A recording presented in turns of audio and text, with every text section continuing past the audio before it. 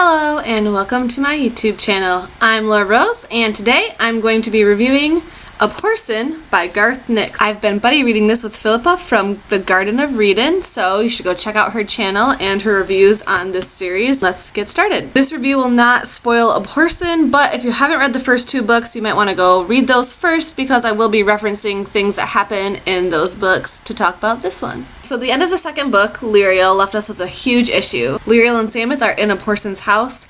The Abhorsen and the king are all the way down in Ancelstier, and Nick is digging up some crazy crap over by the Red Lake. The beginning of the book basically starts off right where we left off. We follow the journey of Lyriel and Samith along with the dog and Mogget as they make their way toward the Red Lake and Nicholas to try to save him and try to stop Hedge from basically reuniting the force that will destroy the entire world.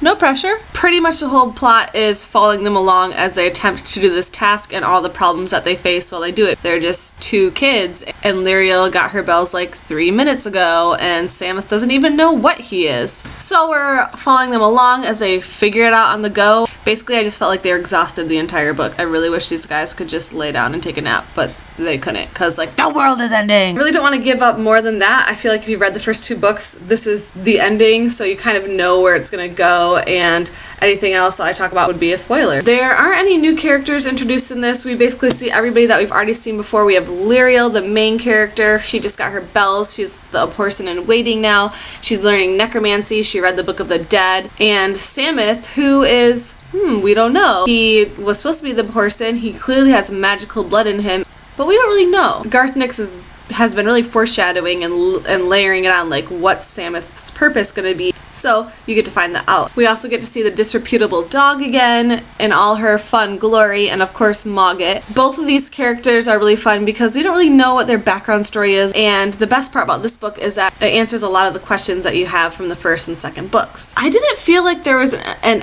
extreme amount of character growth in this book compared to the last two. Obviously both the characters are really coming into their own and figuring out who they are, but like in Lyriel, Samith and Lyriel really made these huge dramatic arcs from the beginning of the book to the end of the book, and here I just felt like it was more action based and plot based. Sabriel and King Touchstone are still in Ancelstier dealing with all this politics stuff. You see Lyriel become this really great leader, and she just kind of steps into her role and is like, I gotta do this. I did find that I wasn't pulled through the book as much as I was the first two. I would say that Lyriel is still easily my favorite in the series, and the beginning of this was easy for me to put down as opposed to the first and second one where I really got hooked and just had to read all the way through. So that was a little disappointing. I think because all that there was left was the climax of the book, it was kind of hard for him to keep tension the whole entire way through.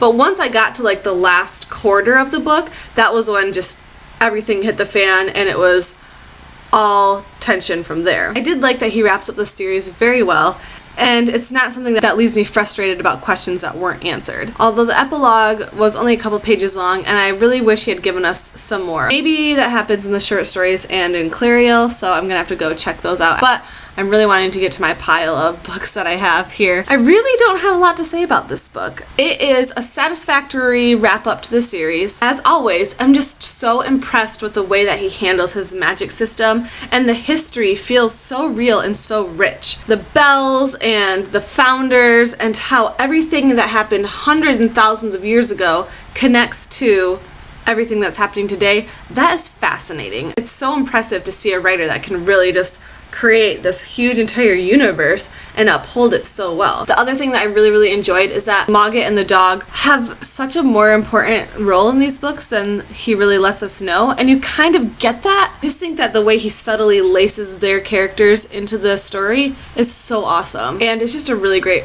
series. Although I did find that the beginning of this book was a little slow, I would say overall, great book, great ending to the series. It deserves another read through once you already know what happens to kind of fully appreciate how intricate his writing is. So that is my review for Abhorsen by Garth Nix. This is just such a wonderful series, and I'm really obsessed with Lyriel. I wish that he wrote 700 more books in this series. Thank God he wrote another one, which I haven't ever read in my whole life.